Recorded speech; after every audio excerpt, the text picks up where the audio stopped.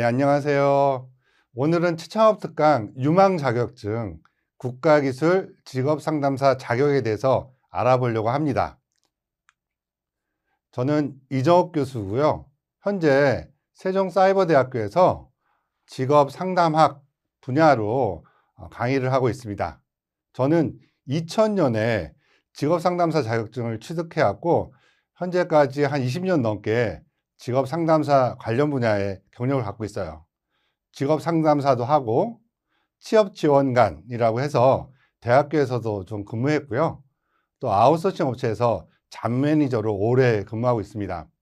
또한 그 분야에서 헤드헌팅이라고 해서 고급 인재를 알선 매칭하는 업무도 경험이 있고요. 또한 구직자와 부인자를 연결해주는 기업 발굴 업무도 좀 해봤습니다. 오늘은 직업상담사 자격에 대해서 좀 자세히 알아보려고 합니다. 먼저 직업상담사 자격증의 목적입니다. 직업상담사 자격증은 개인의 진로와 직업에 대한 올바른 의사결정을 돕는 자격증이거든요. 직업상담의 목적은 잠정적인 진로 선택을 확고히 하고 직업적 목표를 명확히 하는 것이 목적입니다. 따라서 직업 세계에 대한 올바른 이해, 그리고 진로 계획 수립, 의사결정 능력을 증진시키는 업무를 하는 것이 직업상담사의 역할입니다. 요약해보자면 내담자, 즉 나를 찾아오는 구직자 혹은 구인자도 포함될 수 있습니다. 구직자의 직업을 선택하거나 선택된 직업을 잘 유지하거나 혹은 한 65세 혹은 60세쯤 또 해당 직업에서 은퇴하는 경우도 있거든요. 그 은퇴 관련된 상담 분야도 맡고 있습니다.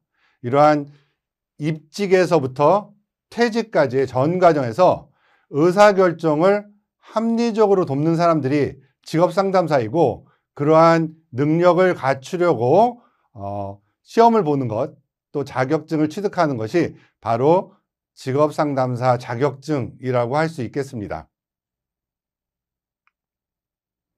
직업상담사 자격증의 개요입니다. 직업상담사 자격증은요, 국가 공인 자격증이에요. 그러니까 민간 자격증이 아니고 국가에서 인증한 자격증이고, 특별히 산업인력공단에서 그 시행과 주관을 하고 있습니다.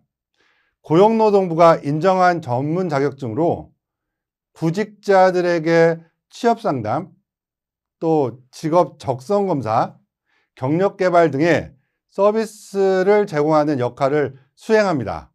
물론 부인자들에게 좋은 구직자를 알선해 주기도 하고요. 또 좋은 구인처, 즉 기업들을 잘 발굴해 내는 것도 그 역할에 해당될 수 있습니다.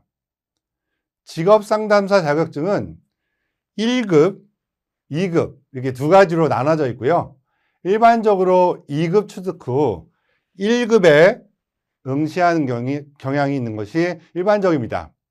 또한 직업상담사 자격증은 과정평가형, 즉 학습을 통해서 그 자격을 인증받기도 하거든요. 직업 기초 능력 12시간, 필수 능력 단위 330시간을 이수하고 평가자의 평가를 받으면 자격증을 취득하기도 하는데, 일반적으로 봤을 때 너무 장시간이어서 그냥 산업인력공단에 자격증 응시해서 따는 경향이 일반적이다라고 말씀드릴 수 있을 것 같습니다.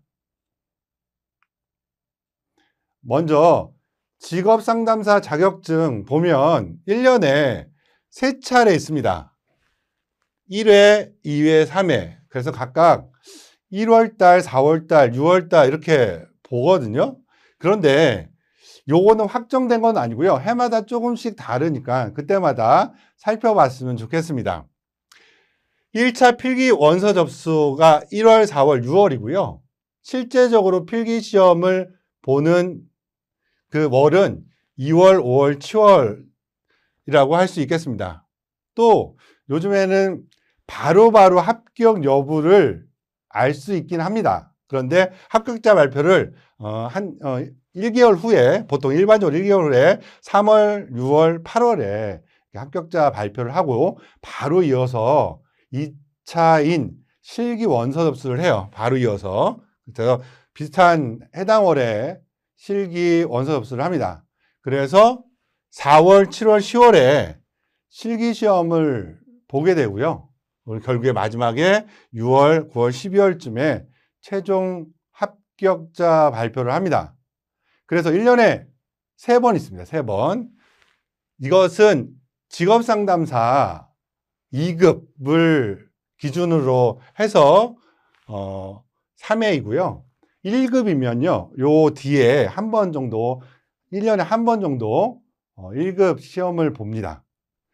원서 접수 시간은요. 원서 접수 첫날에 10시부터 시작해갖고 18시, 그러니까 저녁 6시까지 하고요. 필기시험 합격 예정자 및 최종 합격자 발표 시간은 해당 발표일 9시에 합니다. 시험 일정은 종목별, 지역별로 좀 상이할 수 있는데요. 워낙 많은 숫자가 보기 때문에 그 해당 지역, 그러니까 우리 집에서 가까운 곳에서 보시면 됩니다. 접수 일정 전에 공지되는 해당 회별로 제1회, 제2회, 제3회 회별로 수험자 안내는 휴넷이라고 있거든요. 자격증 그 공식 홈페이지가 있는데 거기 공지사항에 게시되어 있으니까 꼭 참조 바랍니다. 이렇게 휴넷 주소를 제가 적어놨는데요. 검색창에 들어가셔서 휴넷 아니면 국가기술 자격증 이렇게 검색하셔도 쉽게 알아볼 수 있습니다. 오늘은 제가 말씀드리는 거 잘 참고하셨다가 휴넷 사이트에서 하나하나 꼼꼼히 살펴보셔야 할 것입니다. 다음은 직업상담사 자격증 필기와 실기에 대한 내용을 조금 알려드리도록 합니다. 일단 1차 필기는요. 객관식, 우리가 좋아하는 사지선다형입니다. 네, 시험 방식은 사지선다형이고요. 2차는 실기라고 써 있지만 필답형이에요. 필답형. 우리가 뭐 상담을 직접 해본다거나 그런 건 아니고요. 우리가 필답형으로 써요. 단답형도 있고요. 조금 긴 서술형도 있으니까 거기에 대한 방식에 따라 준비를 해주셨으면 좋겠습니다.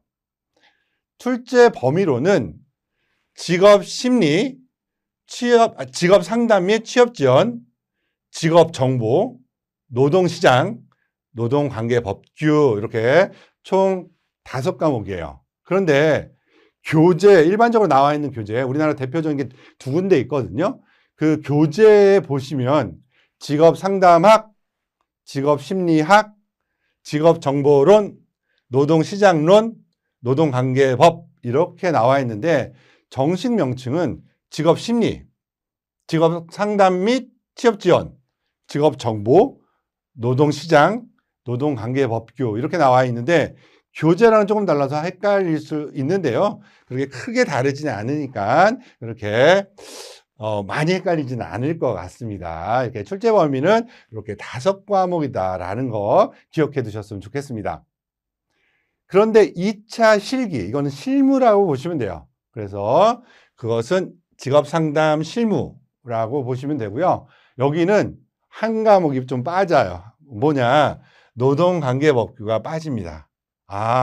그러면 1차 필기에서는 5과목, 2차에는 노동관계법규가 빠져갖고 4과목에서 출제된다라고 기억해 두셨으면 좋겠습니다.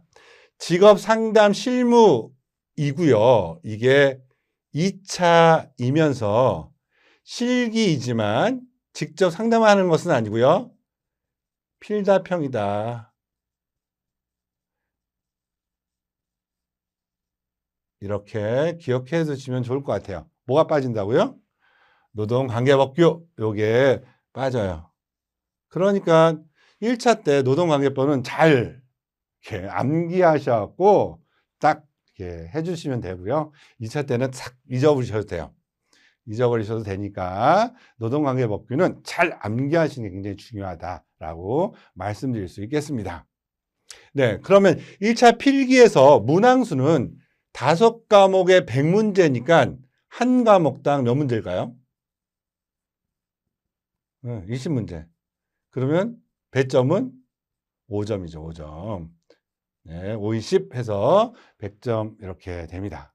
그래서 한 과목당 20문제씩 하니까 총 100문제이고요. 2차 실기는요, 보통 18문제 나오는데, 뭐 가끔 19개, 뭐 20개 나오기도 해요. 근데 일반적으로 18개 나오거든요. 그런데 직업 심리학, 직업 상담 및 취업 지원 이쪽에서 12문제 정도 나와요. 그러니까 6문제, 6문제.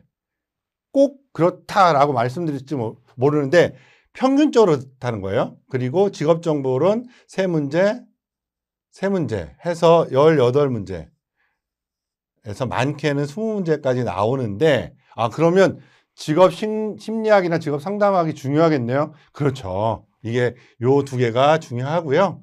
일반적으로 봤을 때 여기와 연결된 직업 심리학이나 직업 상담이랑 연결된 직업 정보론 노동시장론이 나오기 때문에 직업 심리학이나 직업 상담학을 좀 더 집중적으로 살펴보시는 게 좋아요.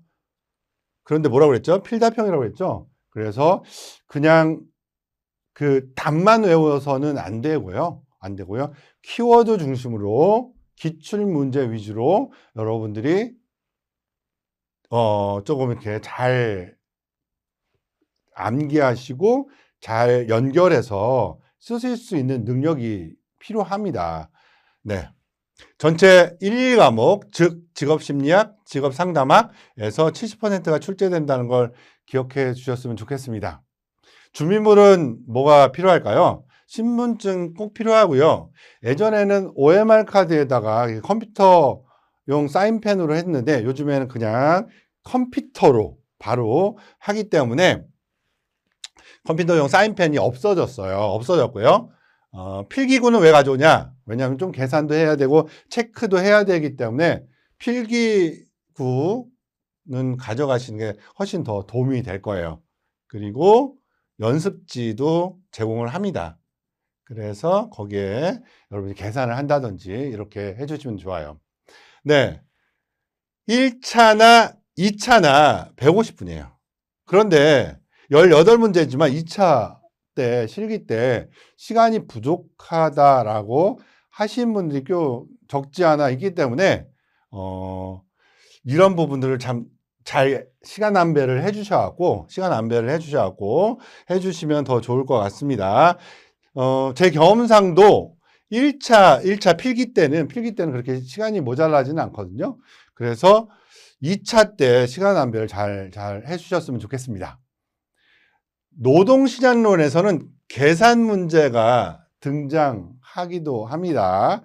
그래서 계산은 뭐 2문제, 3문제 정도 있거든요. 근데 암산으로 좀 가능한 부분도 있고요. 또 이렇게 컴퓨터에서 직접 계산기를 띄워 놓고 하셔도 되거든요. 예전에는 계산기를 가져왔어야 되는데 컴퓨터에서 계산기를 직접 띄워 놓고 하셔도 되기 때문에 그때 그 계산기를 활용해 주시면 돼요. 그리고 필기시험 같은 경우에는 큐넷, 아까 자격증 거기 자격증 사이트 들어가시면 고객만족 자료실에 출제 기준이 잘 나와 있거든요.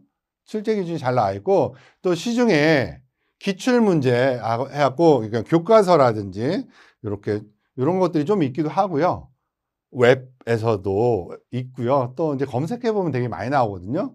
기출 문제를 좀 잘 참고하셔갖고 여러분들이 활용해 보시면 훨씬 더 쉽게 자격증 취득하는 데 도움이 될 거다라고 말씀드릴 수 있어요. 네, 이렇게 1차 필기, 2차 실기이지만 필답형에 대해서 말씀드렸어요. 네, 중간중간에 좀 도움이 될 만한 내용이 있다면 여러분께 계속 말씀드리도록 할게요. 종목별 검정 현황인데요. 최근 10년치를 큐넷 사이트에서 좀 가져왔는데요. 보면 2024년에는 15,000명, 16,000명, 18,000명, 24,000명, 19,000명, 22,000명, 23,000명 이렇게 응시한 걸 보면 15,000에서 한 2만 명 정도 응시한다라고 보시면 됩니다. 합격자를 보니까 58%, 58%, 48%, 55%, 62% 보니까 반 이상은 1차 필기시험 때 합격을 하죠. 그러면 1차 반 정도 합격하신 분들이 2차를 볼 수 있는 자격이 되죠. 거기에 지난 횟수에 2차 떨어진 분들 합쳐져서 조금 더 봐요. 그러니까 여기 보니까 9,000명인데 11,000명이죠. 그러니까 이전에 최종 합격 못 하신 분들이 다시 한번 실기를 보는 경향이 있어요. 이렇게 9,400명인데 11,400명, 8,700명인데 13,000명, 13,000명인데 16,000명 보는 거 보니 조금 더 그 실기 때 보게 되는 거고요. 또 실기까지 합격하는 경우 여기 보면 네, 이렇게 5,000명, 5,100명, 4,900명, 7,000명 해갖고 47%, 45%, 37.9%, 47% 이렇게 합격하는 거 보면 2차를 보시는 분이 50%안 되게 좀 합격하시는 것 같아요. 근데 이전에는요, 38%, 35% 해갖고 30% 정도의 합격률인데 최근에는 좀 이렇게 합격률이 좀 높아졌다라고 할 수 있겠습니다. 아, 그러면 1차를 보시는 분이 거의 60% 정도 합격하시니까 여러분들도 이렇게 도전하시면 그렇게 어렵지 않게 합격하시고 또 이제 2차 실기 때도 역시 50%좀 안쪽으로 합격하시는 거 보니까 여러분들 조금 노력하시면 어느 정도 합격하는데 좀 어려움이 없지 않나라는 생각이 들어요. 분명히 공부를 하면 합격하세요. 왜냐하면 공부를 아예 안 하시는데 응시하시는 분들도 계시거든요. 그런 분들이 이제 불합격하시는 거니까 그 도전해 보시면 누구나 어렵지 않게 합격할 수 있다라는 믿음으로 도전해 보시길 권해드립니다. 저는 제가 자격증 강의도 하고 전 과목 다 가르치기도 하거든요. 그런데 웬만하면 다 합격할 수 있어요. 1차 필기는 이렇게 정답 위주로 여러분들이 좀 외우셔갖고 암기 위주로 해주시면 되고요. 2차 실기는 키워드 중심으로 글쓰기를 좀 잘 해주시면 성실하게 해주시면 대부분 웬만해서는 1, 2차를 동시에 합격하시는 분들이 꽤 많으니까 그런 부분으로 봤을 때 여러분들도 쉽게 합격할 수 있으니까 한번 도전해 보세요. 네. 다시 한번 말씀드리면 직업심리, 직업상담 및 취업지원, 직업정보, 노동시장, 노동관계법규 이렇게 5과목이고 요거는 2차 때 빠집니다. 2차 때 빠지니까 중요한 것은 직업심리와 직업상담이 굉장히 중요하구나 라는 것을 여러분들이 좀 기억해 두시고요. 네, 요거는 여러분들이 그렇게 큰 비중은 아니지만 공부 안 하면 답을 맞출 수 없는 과목이 직업정보와 노동시장이에요. 왜냐하면 직업심리, 직업상담 이런 것들은 어느 정도 이렇게 우리가 뭐 책도 많이 읽고 상담이나 뭐 어떤 심리에 대한 그런 것들을 좀 알고 계시니까 어느 정도 이해가 되시는 분이 있거든요. 응? 그래서 아예 점수를 못 받는 그런 분은 없어요. 이 2과목은. 그렇다고 어려운 상담 이론, 어려운 심리 이론 그걸 공부 안 하고 답을 쓸 수는 없잖아요. 그렇기 때문에 만점 받는 사람도 없어요. 많이 없어요. 어느 정도 점수를 받아요. 그런데 직업정보와 노동시장론, 노동관계법은 만점 받는 사람이 있어요. 100점씩. 이렇게 받는 사람도 있는데 0점 받는 사람도 꽤 많아요. 0점. 근데 이건 0점 받는 사람이 거의 없거든요. 그런 것처럼 직업심리와 직업상담 및 취업지원은 뭐 이렇게 상식적으로 풀 수 있는 것도 있지만 어려운 심리 이론이나 상담 이론이 있기 때문에 만점 받기는 좀 어려운 부분이 있어요. 하지만 직업정보, 노동시장, 노동관계법은 우리가 이전에 배워보지 못한 과목들인 것들이 많기 때문에 그래서 0점 받는 사람도 있는 반면에 조금만 관심을 갖고 보시면 100점, 그러니까 만점을 받는 사람도 꽤 많이 나와요. 그래서 전략적으로 좀 접근해 보실 필요가 있다라고 말씀드릴 수 있겠습니다. 저 같은 사람의 조언이라면, 저 같은 경우라면 만점 받기 어렵잖아요. 그렇죠? 그래서 아는 범위 내에서 조금 공부를 해주시고 만점을 받는다는 생각보다는 70점 정도 받겠다라는 목표를 세우고요. 이런 직업정보나 노동시장이나 노동관계법은 최대한 점수를 많이 받겠다. 그리고 이거 다 외우는 과목들이거든요. 암기 과목들이라 암기만 잘해주시면 맞을 수 있어요. 물론 이제 노동시장론이 좀 어려운 분이 있어요. 한 2문제 정도, 혹은 많으면 3문제 정도 좀 어렵고요. 나머지는 다 쉽거든요. 이 2-3문제를 내가 풀어봤는데 이해가 좀 된다 라고 하면 좀 공부해 보실 필요가 있고요.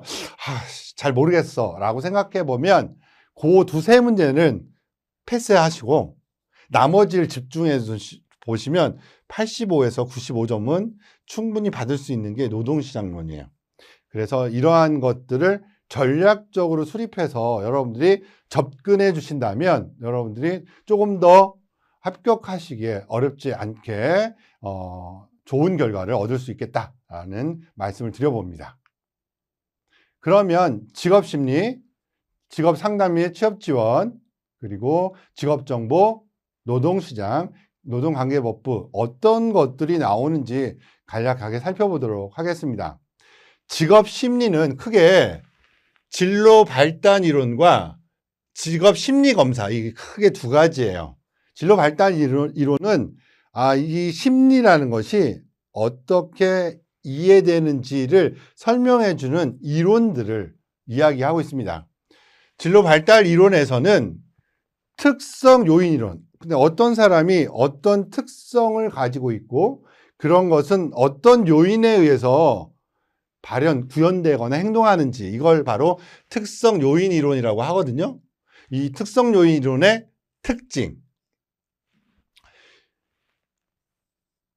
특성 요인 이론의 주요 내용들이 어떤 것이 있는지, 그리고 홀랜드의 직업 선택 이론, 홀랜드가 가장 유명했던 게 리아색이라고 해서 사회형이냐 아니면 현실형이냐 진취형이냐 이런 것들에 따라서 본인의 성격과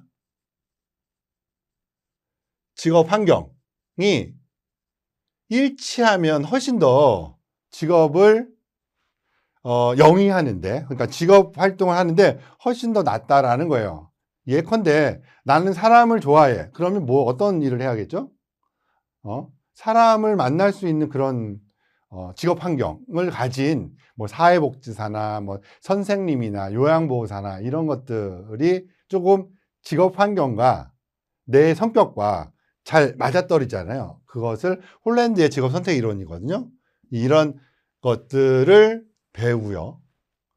직업 적응 이론이 있어요. 로키스트와 데이비스 이론이 직업을 적응하는데 어떤 것들이 좀 더 효과적인가라는 이론과 직업 적응에 대한 여러 가지 연구에 대해서 조금 살펴봅니다. 3번째는 발달적 이론이 있어요. 단계별로 우리가 인생에서 어느 단계에서 이런 것들을 좀 배우고 어느 단계에서 이런 것도 배우고 라는 거예요. 예를 들어서 성장기, 발전기, 성숙기 이런 것들이 있거든요. 그런 단계별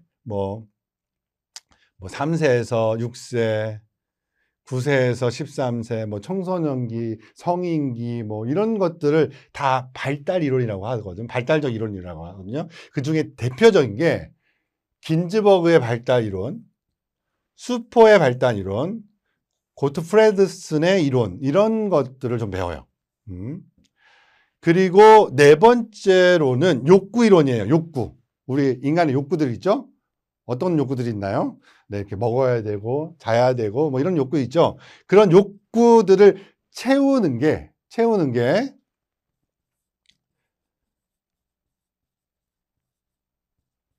직업적으로 발휘하려면 여러분들 어떤 욕구들이 있어요? 명예의 욕구가 있다든지, 혹은 사람들과 잘 지내고 싶은 욕구, 혹은 성취 욕구가 있다든지 남을 돕고 싶은 욕구가 있다든지 뭐 이런 욕구들이 있잖아요. 그런 욕구 이론의 특성, 욕구 이론의 주요 내용들을 주로 다루는 것이 진로 발달 전반적으로 봤을 때 이론이다라는 거예요. 아, 직업 심리. 그러니까 심리에는 내가 갖고 있는 MBTI 같은 그런 특성, 요인 이론들이 있고 또 직업 적응 이론들이 있고 또 이제 어떤 단계별로 내가 환경에 영향을 받아서 발달, 사회적으로 사람들과 이렇게 지내다 보면 이렇게 직업 심리가 발달된다라는 게 발달 이론이고 또 기본적으로 우리가 가진 욕구들이 있잖아요. 그런 욕구들에 대한 특성, 이런 주요 내용 이런 것들을 보는 게 직업 심리예요. 재밌을 것 같기도 하고 어려울 것 같기도 하죠. 네, 재미와 어려움이 다 같이 있는 게 직업 심리학이기도 합니다. 그리고 크게 봤을 땐 직업 심리 검사로 본다고 했죠. 직업 심리 검사 여러분들 좋아하는 게 뭐 있어요? 직업 심리 검사, 직업 흥미 검사 뭐 이런 것들 있죠. 여기 안에는 여러분들이 좋아하시는 MBTI도 있습니다. 네? 빅5도 있고요.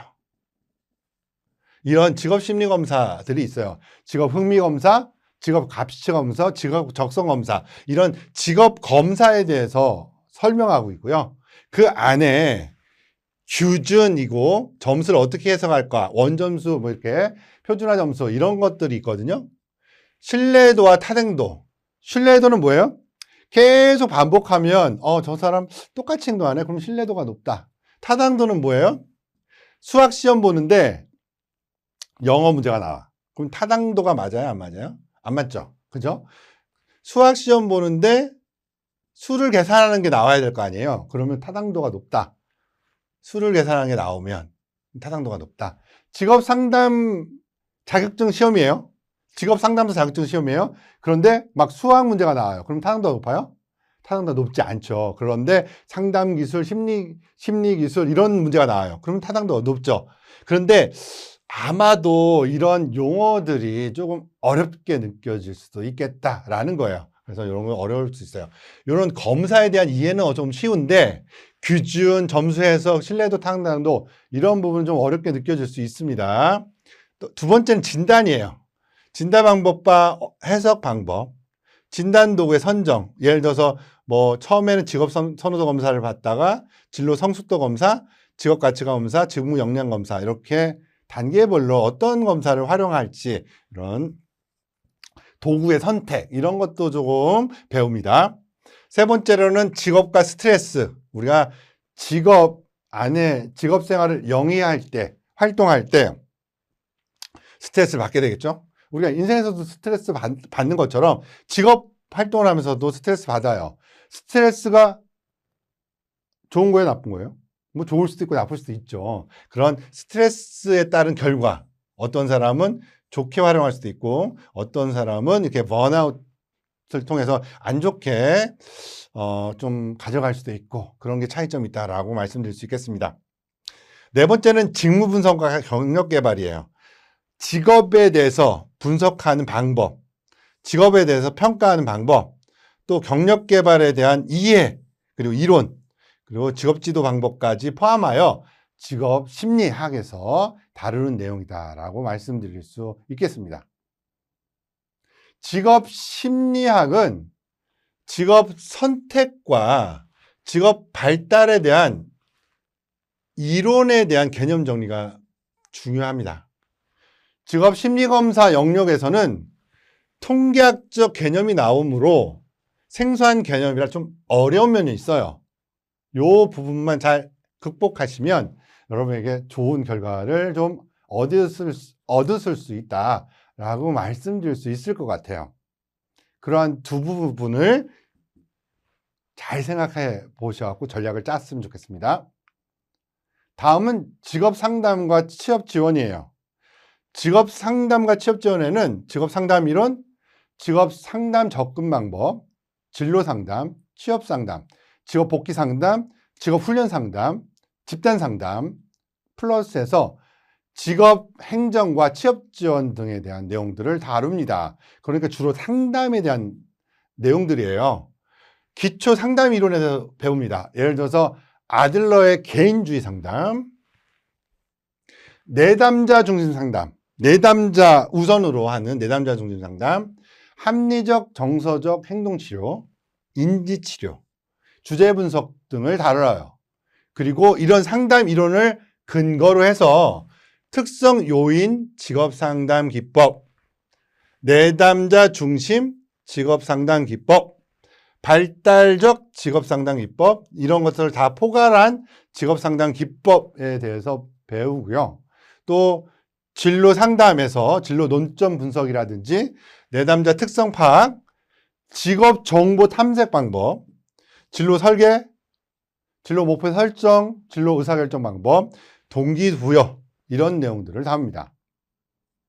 취업 상담에 있어서는 부직 역량 분석, 취업 효능감 증진, 취업 목표 설정 방법, 구인처를 확보하는 방법이나 구직 활동을 어떻게 해야 하는지에 대한 지원, 내담자가 취업을 하거나 하지 못했을 때 상담이 종료됐다 하더라도 그 이후에 관리하는 방법. 다섯 번째는 직업 복귀 상담. 예를 들어서 경력 단절 여성이라든지 한동안 실업 상태에 있었던 분들이 취업 활동이나 취업 활동 후 직업을 얻었을 때 어떻게 해야 하느냐라는 내용들, 그리고 직무 탐색 지원 방법, 직업 복귀와 의사결정 지원, 진로 자본. 예를 들어서 여러분들이 이전까지의 경험, 이런 것들 자본이라고 불러요. 이런 거 자본. 또 진로 장벽, 이런 거 장애 같은 거 있죠. 예를 들어서 이 장애는 뭐냐? 예를 들어서 제가 아주 작은데 농구하기는 조금 어려운 부분이 있잖아요. 그죠? 달리기가 느린데 육상선수 하기는 좀 어려운 부분이 있잖아요. 그런 것처럼 내가 어떤 직업 생활을 목적이 있는 직업 생활을 영위하는데 어려움 같은 것들, 이걸 진로 장벽이라고 합니다. 네, 진로 자원의 향상 지원, 그리고 구직 역량. 구직 역량은 뭐예요? 직업 정보를 찾는 방법, 이것도 구직 역량이겠죠. 이런 것들. 그리고 직업 적응 상담 지원. 여섯 번째는 직업 훈련 같은 거 있잖아요. 민간이나 공공에서 뭐 직업 상담 자격증 과정, 한국어 교사 자격증 과정, 뭐 이런 것들 있잖아요. 그런 직업 훈련이라고 하거든요. 그런 직업 훈련에 대한 정보를 제공하는 것이 직업 훈련 상담이라고 할 수 있겠습니다. 집단 상담, 여러 명과 함께하는 집단 직업 상담 프로그램에 대한 운영, 그리고 직업 상담의 협업이나 유관기관들과 이렇게 협업, 그리고 네트워크 구축에 대한 방법, 그리고 직업 상담 사무와 관련된 혹은 직업 상담에 대한 시설 관리, 전산망, 워크넷 같은 전산망 관리에 대한 내용, 그리고 취업 지원 행사 있잖아요. 대표적인 게 구인구직 만남의 날. 뭐 좀 쉽게 말하자면, 좀 크게 한다면 채용박람회. 이런 것들이 좀 크죠. 뭐 킨텍스나 코엑스에서 하는 거, 취업박람회. 이런 것들에 대한 행사 운영 방법, 이런 것들이 직업 상담 및 취업 지원에서 다루는 분야입니다. 다음은 직업 정보예요. 직업 정보. 정보는 뭐예요? 직업과 관련된 모든 정보를 직업 정보라고 할 수 있겠습니다. 직업 정보에는 어떤 것들이 있을까요? 직업에 대한 거, 채용에 관련된 거, 훈련에 관련된 거, 이런 것들이 다 직업 정보예요. 그 중에 직업사전이라는 게 있거든요. 한국 직업사전, 그리고 한국 표준 직업분류. 직업을 분류해야겠죠. 그래요? 직업을 분류하는, 분류. 좀 어려운 부분이 있어요. 한국 표준 산업 분류. 산업, 업종을 어떻게 분류하느냐. 혹은 직업 분류와 전망.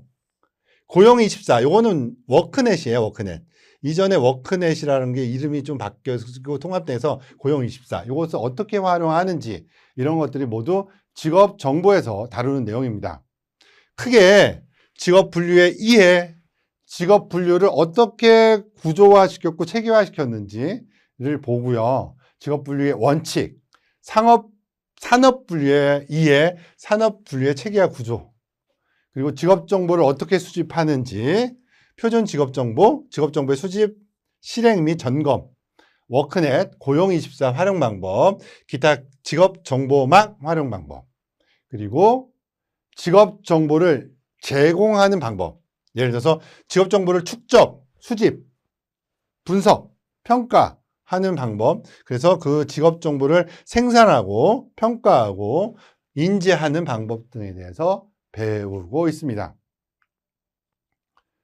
직업정보로는 구직자에게 필요한 직업정보를 제공하기 위하여 산업 및 직업분류의 원칙 방법, 고용보험, 직업훈련 정보, 어디서 뭘 배울 수 있는지, 고용24, 워크넷, 국가기술 자격, 엄청 자격증 많잖아요. 우리가 직업상담사 자격증만 저거 하는 게 아니라 굉장히 많은 자격증에 대한 이해도 필요하죠. 그래, 그런 기술 자격, 고용정보 관리 등에 대한 학습이 필요합니다. 대부분 암기한 내용을 바탕으로 풀어야 하기 때문에 암기가 굉장히 중요해요. 기출문제를 반복적으로 출제가 되므로 기출문제를 계속 보는 게 굉장히 중요하다. 그리고 가끔씩 고용정책이 변하거나 복지정책이 변화하면 그 개정 내용을 상식적으로 수집해서 풀 수 있어야 되는 것이 직업정보론입니다. 다음은 노동시장론이에요. 노동시장론은 노동경제학 혹은 경제학의 이론이기 때문에 조금 생소하게 느껴져서 어렵게 느껴지는 과목이지만 제가 강조하지만 고득점이 가능한 과목입니다. 주로 어떤 내용을 다루냐면 노동시장이에요. 상품시장은 물건을 파는 시장이 상품시장이에요. 물론 서비스도 포함되지만 노동을 파는 시장이 노동시장이에요. 저는 뭐가 돼요? 노동을 공급하는 구직자가 되죠. 그러면 제 노동을 누가 사요? 기업이 사죠. 수요자가 기업이죠. 그런 노동이 어떻게 공급되고 어떻게 수요되고 하는 내용들을 살펴볼 거예요. 두 번째는 임금이에요. 임금 뭐예요? 월급, 뭐 이런 거 다 임금이라고 하죠. 네, 임금의 의미와 성격.